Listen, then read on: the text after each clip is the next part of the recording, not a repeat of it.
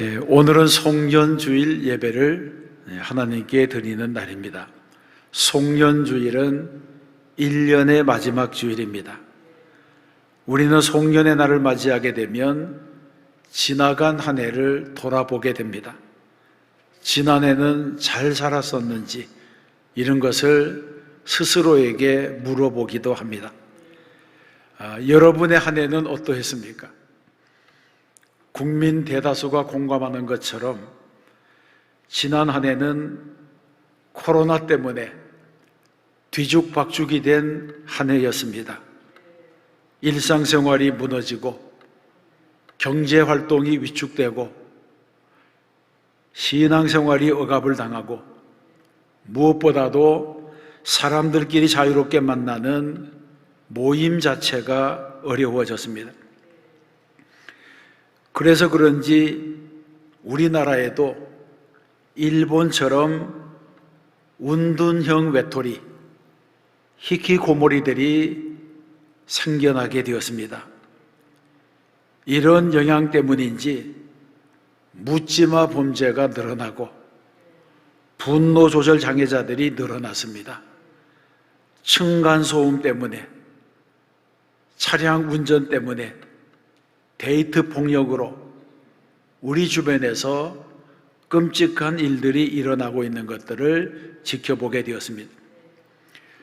이런 때에 우리는 어떻게 살아야 하겠습니까?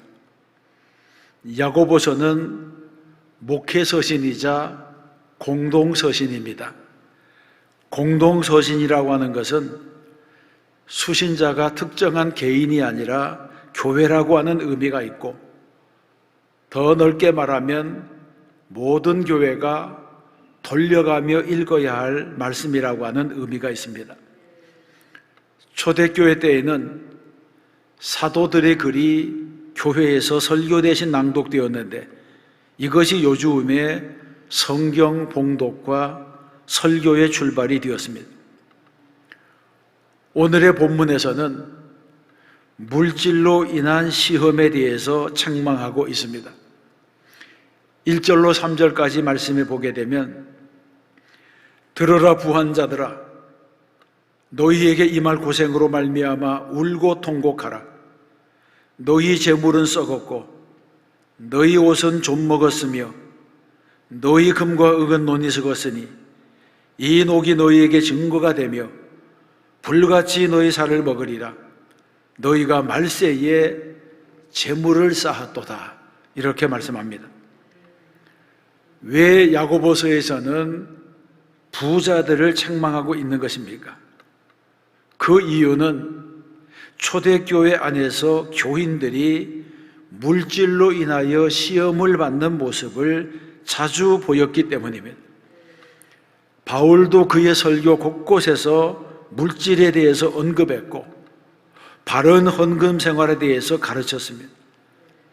그만큼 물질의 문제는 예나 지금이나 민감하고 어려운 문제였다고 하는 것을 말해주는 것입니다. 감리교의 창시자인 존 웨슬리도 사람은 돈 씀씀이를 보면 그 사람의 신앙 성숙도를 알 수 있다, 이런 말을 했고, 회개는 돈 지갑이 회개해야 진정한 회개라고 하는 말도 있습니다. 옛말에도 사람은 돈을 맡겨봐야 그 사람의 됨됨이를 올바로 알 수 있다고 했습니다. 여러분은 돈을 어디에 사용하고 있습니까? 돈을 어떻게 사용하고 있습니까? 여러분의 지출이 여러분의 신앙의 성숙도를 나타내는 기준이 될 것입니다. 이것은 돈만의 문제가 아니라 돈과 관련된 한 사람의 인격의 문제이고 신앙의 문제입니다. 예수님께서 한 사람이 두 주인을 섬기지 못한다, 이렇게 말씀하실 때에 두 주인은 하나님과 재물이라고 말씀했습니다. 돈이 인간들에게 하나님과 비교될 만한 자리에까지 올라갔다고 하는 것입니다. 그러므로 돈을 어떻게 다루느냐 하는 것은 대단히 위험한 문제일 뿐 아니라 믿는 사람에게는 우상 숭배의 문제와도 관련되는 것이고 신앙의 본질과도 관련되는 것이 문제입니다. 특히 우리가 살고 있는 후기 자본주의 시대에는 마치 돈이 신과 같이 된 시대라고 말할 수 있습니다. 그런데 한 가지 주의해야 될 것은 돈 자체가 죄가 되는 것은 아니라는 사실입니다. 돈의 가치는 중립적입니다. 돈은 악하지도 않고 선하지도 않습니다. 그러므로 부자는 복을 받은 것이고 가난한 자는 저주를 받은 것도 아닙니다. 부자가 의로움의 상징이 아닌 것처럼 가난도 죄는 아닙니다. 또 예수 믿는 사람이 돈과 초연하게 살아가면서 가난하게 살아가는 것이 청빈의 도를 실천하는 모범도 아닙니다. 가난이 죄가 아닌 것처럼 부한 것도 죄가 아닙니다. 오히려 정당한 부는 하나님의 축복입니다.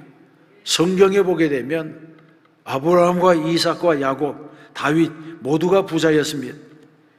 아브라함은 특별히 복이 되는 축복을 받았습니다. 복의 근원이 되는 축복입니다. 그러므로 기독교는 부자가 되는 것을 말리지 않습니다. 그러면 성도는 재물에 대하여 어떤 관심을 가져야 합니까? 중요한 것은 재물을 어디에 사용하느냐의 측면입니다. 돈의 가치는 중립적이기 때문에 어떻게 사용하느냐, 어디에 사용하느냐에 따라서 그 가치가 달라지게 됩니다. 비유로 말하면 칼이 하나 있습니다. 칼 자체는 좋은 것도 나쁜 것도 아닙니다. 그러나 이것이 좋은 사람의 손에 들어가면 좋게 쓰이지만 나쁜 사람의 손에 들어가면 흉기로 사용될 수가 있습니다. 총도 그렇고 무력도 그렇습니다. 요즘 북한과 이란의 핵 문제, 중국과 러시아의 팽창주의 정책 때문에 곳곳에서 위기가 고조되고 있습니다. 핵도 선하게 사용하면 과학의 도구로 인류의 이익을 위해서 사용되지만 악한 사람의 손에 들어가게 되면 인류를 살상하는 무기가 됩니다. 권력도 그렇고 정치도 그렇고 돈도 그렇습니다. 누구의 손에 어떻게 쓰이느냐의 문제입니다. 그래서 교회가 가진 책임 가운데 하나는 사람을 신앙으로 바르게 양육시키는 일입니다. 올바른 신앙, 올바른 인격을 가진 사람이 역사와 인류의 미래를 바르게 할 수 있기 때문입니다. 사실 모든 분쟁은 탐욕에서 옵니다. 패권을 차지하려고 하는 욕심, 영토를 확장하려는 욕심, 경제적인 이익을 지키려는 욕심, 출세하고 성공하려는 욕심, 인간이 가진 모든 욕심은 물질과 관련된 탐욕입니다. 그러므로 물질에 대한 올바른 가치관을 가지지 않으면 욕심이 잉태한 즉 죄를 낳고 죄가 장성한 즉 사망을 낳느니라고 하는 이 성경의 말씀처럼 되고 마는 것입니다. 그리스도인은 물질에 대하여 4가지 원칙을 가져야 됩니다. 첫 번째는 물질이 목적이 되면 안 됩니다. 물질은 목적이 아니라 수단일 뿐입니다. 물질은 살아가기 위해서 필요한 것인데 물질 자체가 목적이 되면 안 됩니다. 너무나 간단한 이치이지만 세상은 이런 것을 모릅니다. 그래서 돈이 목적이 되어서 죄를 짓습니다. 세상에서 일어나는 온갖 범죄 가운데 돈과 관련되지 않은 것이 드물고 돈 버는 일에 중독이 되면 돈벌레처럼 되는 사람들이 많습니다. 돈이 목적이 되어서 돈의 포로가 되고 돈을 섬기는 만본주의자가 됩니다. 돈만이 아닙니다. 공부나 사업이나 직장 그 어떤 것도 그 자체가 목적이 되면 불행해지는 것입니다. 왜냐하면 물질은 수단이기 때문입니다. 바르게 사용해야 될 책임이 나에게 있기 때문입니다. 두 번째는 물질을 죄악시하면 안 됩니다. 이미 말씀드린 것처럼 물질의 가치는 중립적입니다. 돈은 선하지도 않고 악하지도 않습니다. 그런데 초대교회 때로부터 이원론적인 사상이 교회 안에 들어왔습니다. 그래서 많은 사람들이 영적인 것은 선하고 물질적인 것은 악하다는 생각을 하게 되었습니다. 이런 생각 때문에 육체를 학대하고 고행하는 것이 하나님을 기쁘시게 하는 것이라고 하는 잘못된 생각도 있었습니다. 그러나 이런 극단적인 주장은 잘못된 것입니다. 왜냐하면 물질의 세계도 하나님께서 창조하셔서 우리에게 선물로 주셨고 우리에게 선물로 주시면서 보시기에 좋았더라고 말씀하셨기 때문입니다. 이런 측면에서 보게 되면 물질 세계가 악한 것은 아닙니다. 하나님께서 주신 것을 감사함으로 받으면 버릴 것이 없습니다. 세 번째는 물질이 중심이 되면 안 됩니다. 마태복음 6장 33절에는 너희는 먼저 그의 나라와 그의 의를 구하라. 그리하면 이 모든 것을 너희에게 더하시리라고 말씀했습니다. 이 말씀은 무엇을 말하고 있습니까? 신앙인은 먼저 하나님을 기쁘시게 하려고 하는 중심이 있어야 한다는 것입니다. 물질이 우상이 되면 물질을 따라가다가 하나님과 멀어지게 됩니다. 그러므로 물질이 중심이 되지 않으려면 물질이 가진 한계성을 알아야 됩니다. 물질은 결코 만능이 아닙니다. 이 세상에는 돈만으로 안 되는 일들이 얼마든지 많이 있습니다. 그럼에도 불구하고 우리가 살고 있는 시대는 물질 만능주의 시대입니다. 돈으로 무엇이든지 사려고 합니다. 돈으로 권력도 사고 돈으로 사람도 사고 쾌락도 사려고 합니다. 그러나 분명한 것은 돈이 만능이 아니라는 것입니다. 알고 보면 돈처럼 무능한 것도 없습니다. 병원에 가보세요. 돈으로 고치지 못하는 병들이 많습니다. 인간 세상에는 돈으로 살 수 없는 행복이 많습니다. 그래서 어떤 분이 말하기를 돈으로 침대는 살 수 있지만 잠은 살 수가 없고 돈으로 의사는 살 수 있지만 건강은 살 수 없고 돈으로 결혼은 살 수 있지만 행복은 살 수 없다고 말했습니다. 이런 말을 우리는 귀에 새겨 명심해야 합니다. 네 번째는 물질이 우상이 되면 안 됩니다. 어떤 분이 저축 모범상을 타고 난 이후에 방송에 나와 인터뷰를 했습니다. 이분은 하루 종일 시장에서 짐을 날라다 주는 그런 일을 하는 사람이었는데 1년에 5천만 원을 저축해서 모범상을 받게 되었습니다. 정말 어려운 환경 속에서 칭찬받을 만한 근검 절약을 이룬 것입니다. 상패와 상금을 받은 수장자에게 리포터가 물었습니다. 상금 받은 그 돈으로 무엇을 하시겠습니까? 수상자가 서슴없이 대답했습니다. 저금하겠습니다. 그리고 내년에도 5천만 원을 모으겠습니다. 리포터가 또 물었습니다. 1억이 모여지면 그 돈으로 무엇을 하시겠습니까? 예, 1억 5천만 원을 만들겠습니다.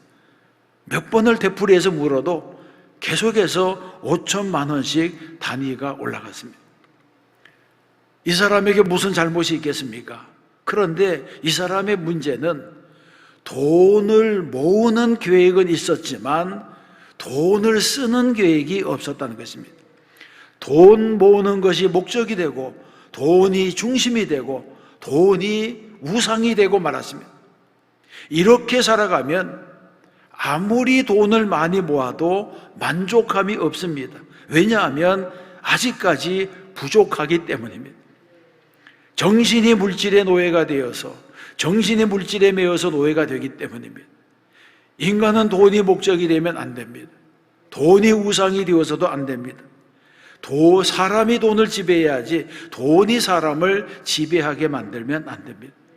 돈이 목적이 되면 인생이 불행해지고 결국에는 버림받게 되는 것입니다. 오늘의 본문에서는 너희의 재물은 썩었다 이렇게 말씀하고 있습니다. 예수님 시대의 재물은 식량이나 그렇지 않으면 옷이나 금은 돈과 같은 것이었습니다. 어리석은 부자가 창고를 더 크게 짓고자 한 것은 식량을 쌓아두기 위한 것이었습니다. 예수님께서 천국은 좀과 동록이 하지 못한다고 하실 때에 그 천국에 쌓은 재물, 그것은 이 땅에서 쌓아놓은 옷과 금은 돈과 비유가 되는 것입니다. 3절에서는 너희 금과 은은 녹슬어 쓰니 하시면서 물질의 제한성에 대해서 말씀했습니다. 이런 말씀을 종합해 보게 되면 돈은 가진 사람이 주인이 아니라 사용하는 사람이 주인이라는 것입니다. 아무리 재물을 많이 가졌을지라도 단순히 쌓아두는 것만으로 만족한다면 금이나 돌이나 다를 것이 없습니다. 세상의 물질은 시간이 지나가면 다 낡아지고 조음이나 동록이 상하게 되므로 아무리 금빛 찬란한 보물일지라도 그 시대가 지나가면 유물에 불과해집니다. 가지고 있던 사람이 주인이 아니라고 하는 것을 보여주는 증거가 된 것입니다.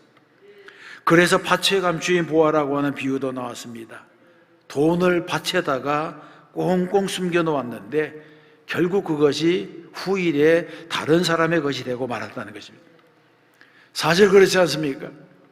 집을 2채, 3채 가진 사람은 그냥 그 집에 자기 이름표를 붙여놓은 것 뿐이고 사는 사람이 주인입니다. 아무리 돈이 많아서 저축을 했다고 하더라도 통장은 종이 조각에 불과합니다. 소유하고 있다고 하는 만족감 이상 아무것도 아닙니다. 돈은 사용하는 사람이 주인입니다. 그래서 버는 것보다 모아두는 것보다 잘 쓰는 것이 중요합니다. 이 세상에는 흔히 세 종류의 부자가 있다고 합니다. 많이 벌어들이는 부자와 벌어들인 것을 끝까지 잘 지키는 부자와 돈을 사용하는 부자입니다. 진정한 부자는 많건 적건 간에 돈을 쓰는 사람이 부자입니다. 재벌만큼 쓰고 살면 재벌이 아니더라도 그 사람은 재벌입니다. 아무리 수십조 원을 가진 재벌이라 하더라도 그 돈을 사용하지 않고 붙잡고만 있으면 그는 가난한 사람입니다. 그렇기 때문에 죽어서 큰 무덤에 묻힌 사람일수록 벌어놓은 돈 때문에 더 한이 많다고 하는 말이 있습니다. 성경에서는 소유만 하고 바르게 소행하지 않는 부자들에게 경고했습니다. 들으라 부한자들아, 너희에게 임할 고생을 말미암아 울고 통곡하라 이렇게 말씀합니다. 왜냐하면 모든 재물이 소용이 없어지는 말세의 재물을 쌓았고 쌓은 재물을 이기적으로 움켜잡았기 때문입니다. 여기서 재물을 쌓았다고 하는 것은 재물의 노예가 되어서 탐욕적으로 돈을 모았다고 하는 의미가 있습니다. 탐욕적으로 돈을 모았기 때문에 지불하지 않은 임금이 원한이 되었습니다. 4절에 보게 되면 보라 너희 밭에 추수한 품꾼에게 주지 아니한 싹이 소리 지르며 그 추수한 자의 우는 소리가 만군의 주의 귀에 들렸도다 이렇게 말하면서 탐심을 가지고 다른 사람의 임금을 착취한 그런 죄를 고발하고 있는 것입니다. 그러면 그리스도인은 어떻게 재물을 사용해야 됩니까? 미국의 철강왕이었던 앤드류 카네기의 일화는 우리에게 교훈을 줍니다. 카네기는 부자가 되고 난 이후에 이런 말을 했습니다.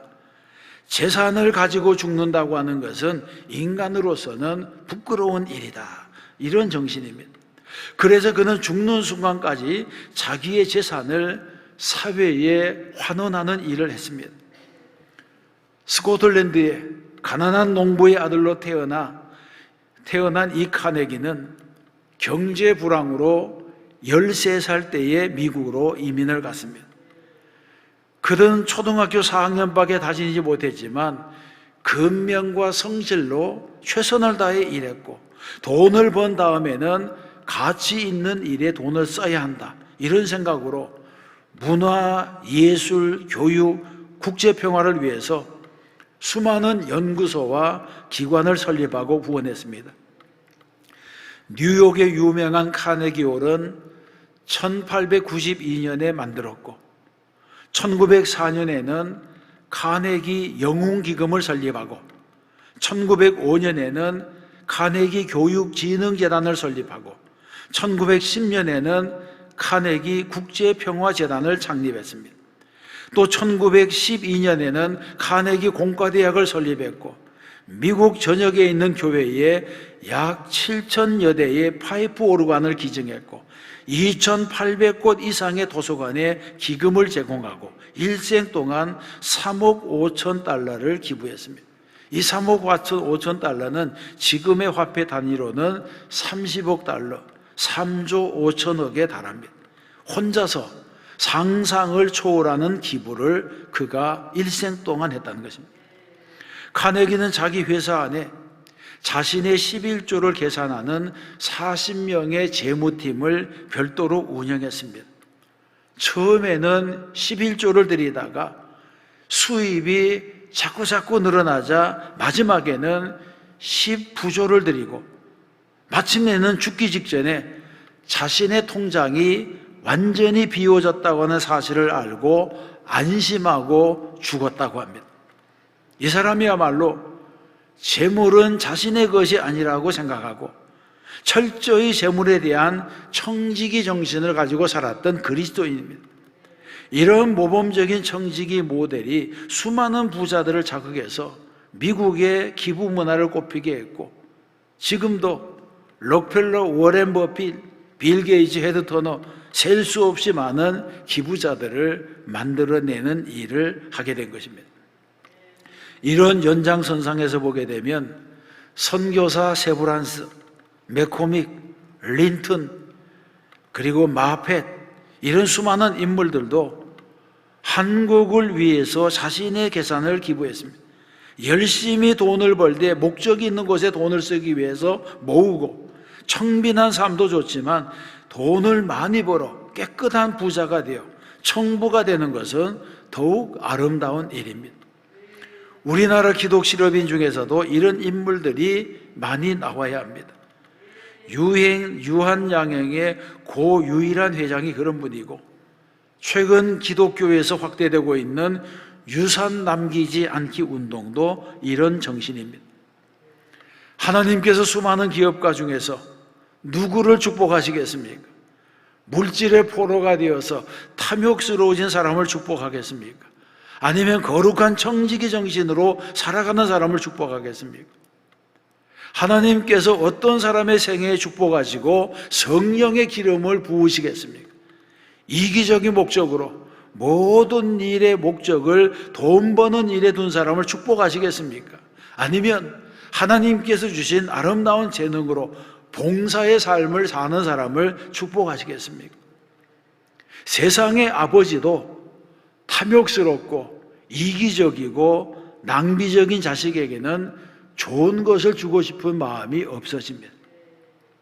사랑하는 성도 여러분, 우리는 세상에 대한 부자가 아니라 하나님 나라에 대하여 부한 자가 되어야 합니다.